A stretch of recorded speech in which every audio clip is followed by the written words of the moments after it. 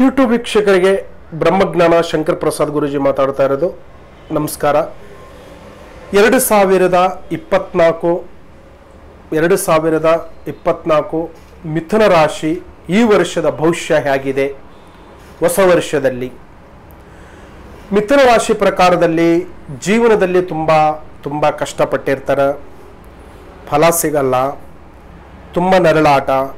ನಮ್ಮ ಜೀವನದಲ್ಲಿ ಪ್ರತಿ ವರ್ಷ ಇದ್ದಿದ್ದೇ ನಮ್ಮ ಜೀವನ, ಇದ್ದಿದ್ದೇ ನಮ್ಮ ಗೋಳು, ಇದ್ದಿದ್ದೇ ನಮ್ಮ ಸಮಸ್ಯೆ ಅಂತ ಹೇಳ್ತಿರ್ತಾರೆ. ಈ ವರ್ಷ 2024 ಗುರು ಮಹಾತ್ಮ ನಿಮಗೆ ಒಂದು ಒಳ್ಳೆ ಮಾರ್ಗದರ್ಶನವಾಗಿದೆ.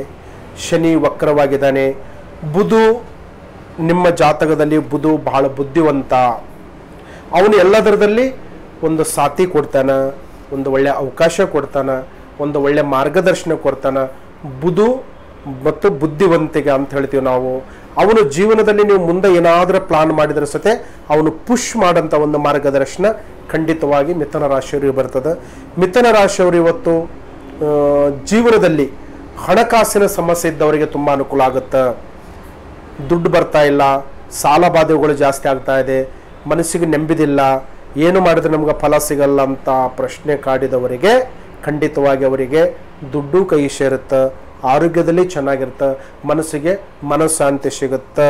ಇಲ್ಲಿವರೆಗೆ ನಿಮ್ಮ ಜಾತಕದಲ್ಲಿ ಫ್ರೆಂಡ್ ಸರ್ಕಲ್ 3 ಜನರಿಂದ ಜೂಜಾಟ, ಬಿಸ್ನೆಸ್ಸು, ಲೇವಾದೇವಿ 3 ಜನ ನಂಬರ್ ಸೇರಬೇಡಿ. 2 ನಂಬರ್ ಮಾಡಿ, ಒಬ್ಬರು ಮಾಡಿ, ಇದರಲ್ಲಿ ಒಳ್ಳೇದಾಗುತ್ತೆ. ಮಿಥುನ ರಾಶಿ ಪ್ರಕಾರದಲ್ಲಿ ಪಚ್ಚ ಕಲ್ಲಂತ ಲಕ್ಕಿ ಹರಳು ಬರ್ತದೆ. ಪಚ್ಚ ಅಂದ್ರೆ ನೋಡ್ಬೇಕಂದ್ರೆ ಗಿಣಿ ಕಲಾರು ಮತ್ತು ಗಿಡದ ಮರದ ಕಲಾರ್ ಅಂತಿರ್ತಕ್ಕಂಥ ಪಂಚಲೋಹದ ಉಂಗುರ ಅಂತ ಹೇಳ್ತೀವಿ ನಾವು. ಈ ದರ್ಶದ ನಿಜ ಇತ್ತಂದ್ರೆ ನಿಮ್ಗೆ ನರ ವೀಕ್ನೆಸ್ಸು, ಹೆಲ್ತ್ ಪ್ರಾಬ್ಲಮು, ಟೆನ್ಷನು, ಉಷ್ಣು ಆದ್ರೆ ಬಾಡಿ ಒಳಗಡೆ ಉಷ್ಣು ಜಾಸ್ತಿ ಆದ್ರೆ, ಹೆಲ್ತ್ ಪ್ರಾಬ್ಲಮ್ ಆದ್ರೆ, ಟೆನ್ಷನ್ ತುಂಬ ತೊಂದರೆ ಆದ್ರೆ ಇದು ಪಚ್ಚ ಉಂಗುರ ಪಂಚಲೋಹದ ನೀವು ದರ್ಶದ ನಿಜ ಇತ್ತಂದ್ರೆ ಈ ರಾಶಿಯವರಿಗೆ ತುಂಬ ಖಂಡಿತ ಒಳ್ಳೇದಾಗುತ್ತೆ. ಸಬ್ಸ್ಕ್ರೈಬ್ ಮಾಡಿ 16 ಜನಕ್ಕೆ ಇದರ ಬಗ್ಗೆ ತಿಳ್ಕೊಳ್ಳಿ. ಮಿಥುನ ರಾಶಿಯವರಿಗೆ ಒಂದು ಒಳ್ಳೆ ಸಮಯ ಅಂತ ಹೇಳ್ಬೋದು. ನಮಸ್ಕಾರ.